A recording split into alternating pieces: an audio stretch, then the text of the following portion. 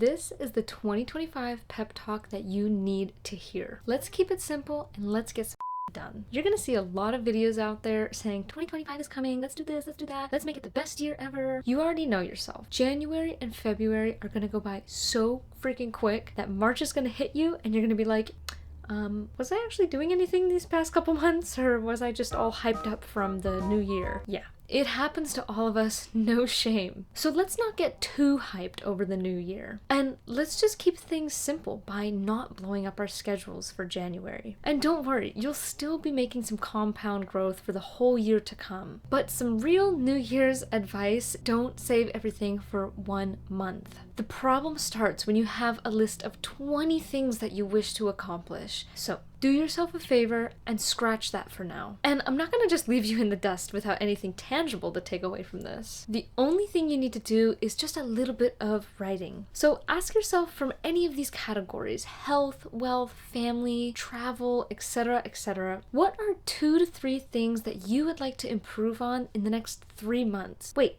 what was that?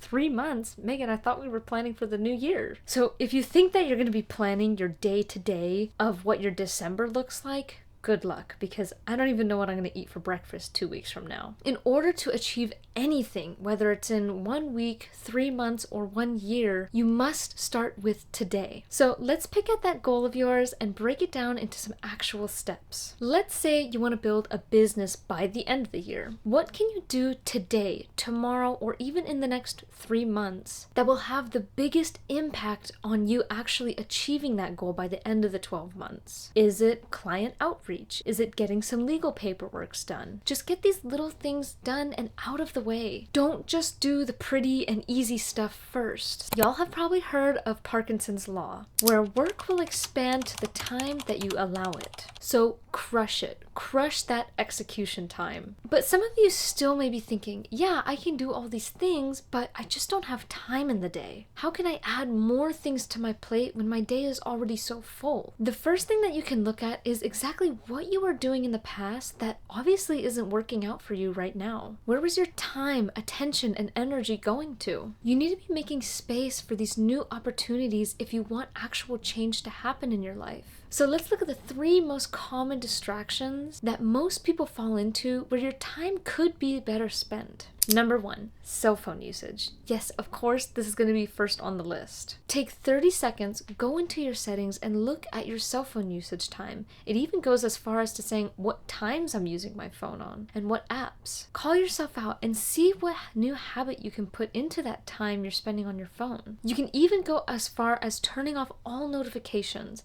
and turning your phone into a grayscale mode, so your phone becomes more boring than work itself. Number 2, and I'm definitely calling myself out on this one, but household chores. It's a strange one, but oftentimes when I need to sit down and do an important task, I actually start cleaning, whether it's doing the dishes, doing laundry, or any other small little maintenance task. And pretty soon my whole house is clean, and I could have been using that exact amount of time to just sit down and do my high value task, like editing a YouTube video. A simple way to get around this is to just plan your day better. Be intentional about the things that you're doing, whether they're low maintenance or high maintenance tasks. Pick out a plan that works for you and stick to it. Set time blocks for cleaning. Set the time blocks for your TV time, and set time blocks for your goals. That is the only way they are going to get done, is if you give them time. The third thing is people. Yes, your mom, your dad, brother, coworker, even your bestest of friends.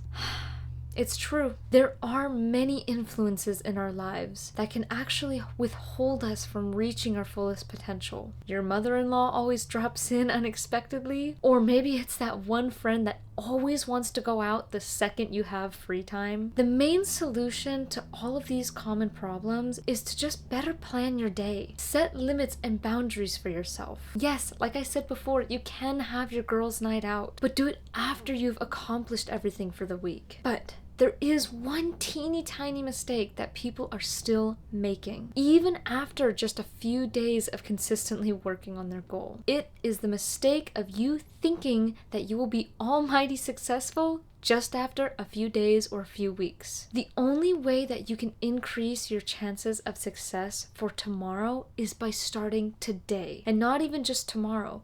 for the next week, or for the next year. Don't overcomplicate this. You really do need to be taking this one day at a time. To be successful for that yearly goal that you set, it means that you have to do it every single day if that's what it takes for a whole year. And to just keep doing it over and over, even if it's boring, even if it's raining, even if you have no motivation, even if your friend wants to go out for the 5th time this week. Learn when to say no so that you can accomplish things in your own life, especially if those other people don't really respect or care about your goals. You can spend just 10 minutes a day towards your goal, and that is far better than what most people can do. It's the consistency that throws people off even when they just miss one day, and then the excuses start coming. If you want to be in better shape, you can't just run 5 miles and expect to be in the perfect shape. It doesn't work like that, and it never has. You have to start by walking,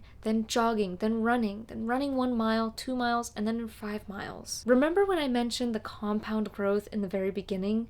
This is it.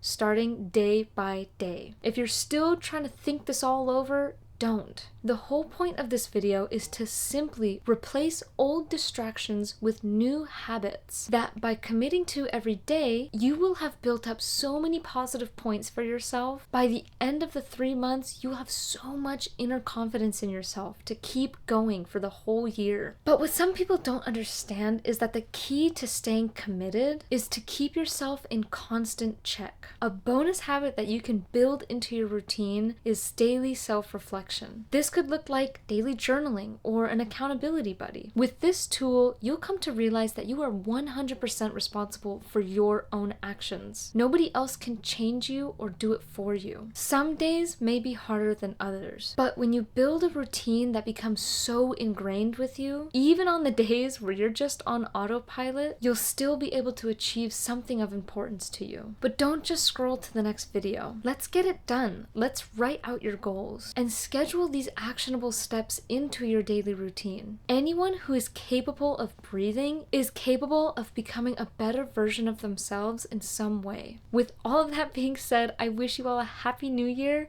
and I will see you in the next one.